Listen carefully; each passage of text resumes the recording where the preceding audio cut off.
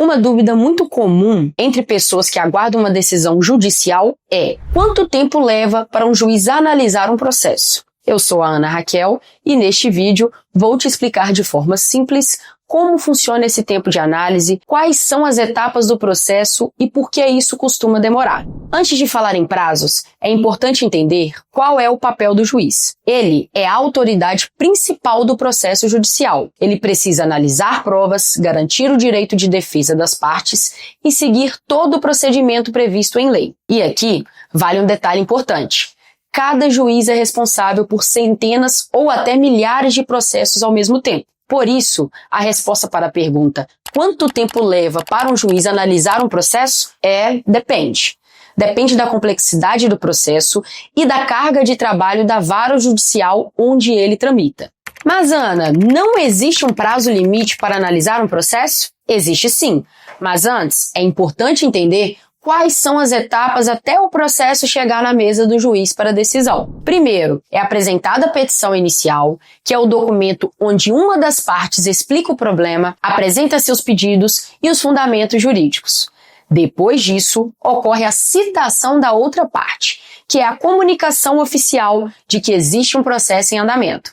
A partir daí, essa parte tem o direito de apresentar sua defesa. Em seguida, o processo entra na fase de instrução. Essa é a etapa em que o juiz reúne tudo o que é necessário para decidir o caso. Nessa fase, podem ocorrer análise de documentos, produção de provas, realização de perícias técnicas, audiências para ouvir as partes ou testemunhas e outras diligências necessárias. Só depois que todas essas etapas são concluídas é que o processo fica pronto para a decisão. O juiz só pode analisar e decidir quando tudo isso estiver concluído. Agora vamos falar dos prazos previstos em lei. A legislação brasileira estabelece alguns prazos para a atuação do juiz, a partir do momento em que o processo está concluído para a decisão, ou seja, quando todas as etapas anteriores já forem encerradas e não há mais pendências das partes ou do cartório. Funciona assim: o juiz deve despachar em até 5 dias.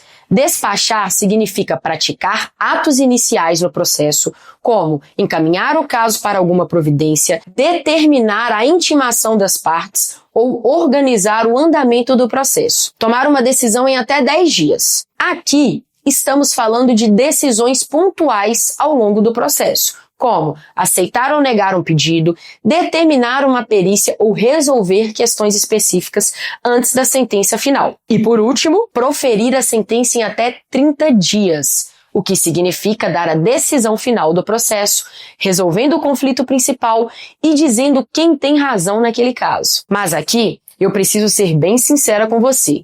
Na prática, esses prazos nem sempre são cumpridos.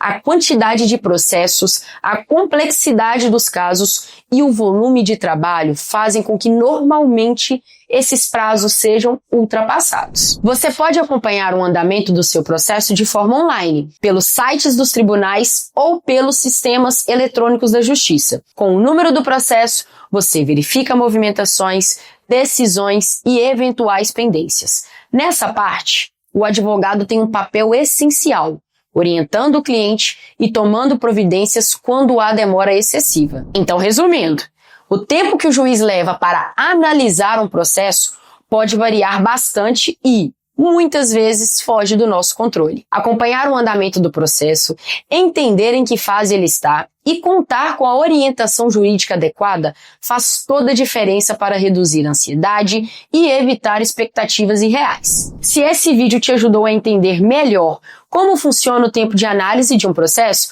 deixe o seu like, inscreva-se no canal da Precato e até o próximo vídeo.